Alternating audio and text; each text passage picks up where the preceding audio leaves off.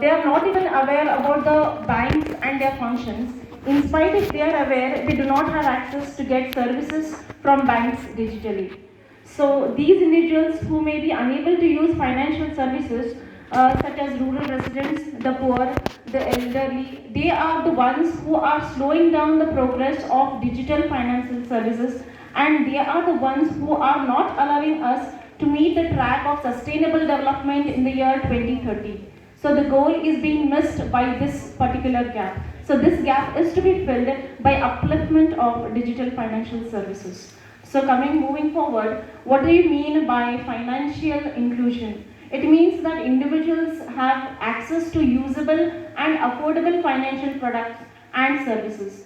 It is providing financial solutions to the economically underprivileged. That is, all the sections of the society are being able to access all the financial services in a fully digitalized manner. So financial inclusion should result in people being able to access financial services without any hindrance or drawbacks. So coming up next, there are major trends, banking trends, which we can see in 2023. That is support of digital payments, artificial intelligence, better customer support. So customer is the main mantra here, and improved user interface. So all these key targets can be achieved only through digital financial inclusion. We have one index which can measure to what extent the people or the society are being using up these financial services digitally, that we call it as financial inclusion index.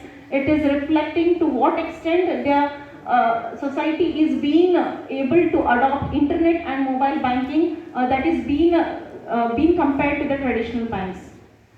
We can see that in March 2022, 56.4 was the financial inclusion index, then compared to the March 2021, which is 53.9.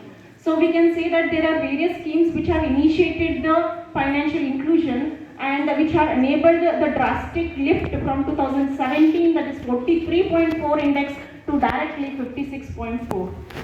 Then next we come to the objectives of financial inclusion. Why do we is it required that every banking sector should concentrate on financial inclusion? Is that there will be universal access to financial services, as it is the need of the hour, and it is going to provide basic supplements of financial services, which will increase the access to livelihood and skill development, and also there will be a proportionate amount of financial literacy spread throughout entire, that is semi-urban, rural, as well as the urban sector of the society. Then customer protection and grievance redressal is also one of the objective of financial inclusion. We can see that there are different determinants of financial inclusion. That is, these are the major components which decide or which has emerged the banking sector to move towards financial inclusion. That is outreach. Outreach is nothing but it is the ability of the bank to provide necessary knowledge to all the sectors of the customers and bring them under one umbrella of having financial service inclusion. Then we have penetration. Penetration is nothing but it refers to the depth to which an institution is providing services. So depth in the sense it is going to provide all the coverage to the entire services which are being needed in the trend of 2023. Then easy availability and accessibility. So this is one of the main determinant we can say, which will grab more customers towards the digitalized era and lead to a higher rate of financial inclusion. Apart from this, the technology. So every invention is a way for destruction. So technology is to be uplifted and tightened up so that there will be improvement against financial inclusion. Then we have the financial literacy. Many of the rural areas do not have the adequate knowledge which is required for them to go for the digitalized payments or adopt a digital platform.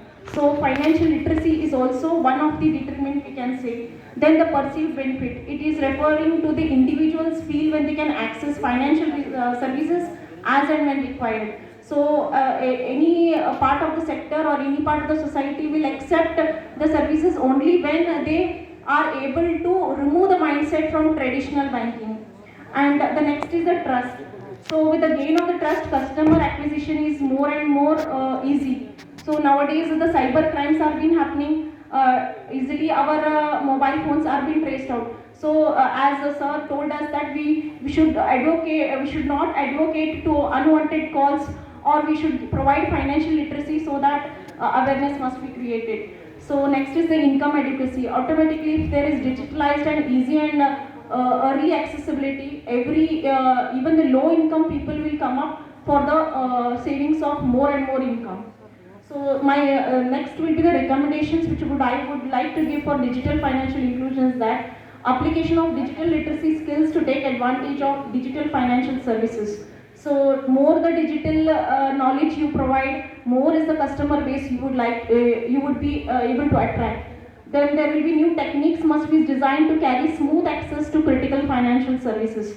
So we have plenty of financial service in our financial sector, but the critical ones are to be eased off and to be smoothened off. And lack of awareness of financial cybercrimes has caused mistrust in rural populations, which should be eliminated. Eliminated in the sense self-learning and self-awareness must be there, so that they are not exposed to many of the crimes in the financial sector. Then there should be the gap should be filled between the digital transactions and proportion of poor and their ability to access banking facilities. So on the whole, the entire society at one coin itself, it should be looked not as a two-faced coin wherein one is being treated with all the plenty of digital services and one sector remains unfulfilled. So lastly, I would like to conclude that digital financial inclusion is moving in all the walks of life. Everywhere we notice digital or fintech companies who are adopting various technologies to strengthen the financial service. So we can say that it is localized financial services are to be strengthened and to be fit into local settings. So financial inclusion is more of a journey than a destination. So a great deal of progress has been made already, but there is much more to do. Digital financial inclusion is become much more required, wherein to adopt and increase the culture of savings in the low income spectrum within the banking and insurance framework. So with this respect, digital financial inclusion can benefit not only the community, not only the country, but entire globe at large, wherein we can also undertake up international relations. So here I end my presentation. Thank you one and all. And I thank the entire Department of Commerce, Karnataka University, Dharwad, for giving me the best opportunity to present my paper in front of the professors in which I have undertaken my study. Thank you so much.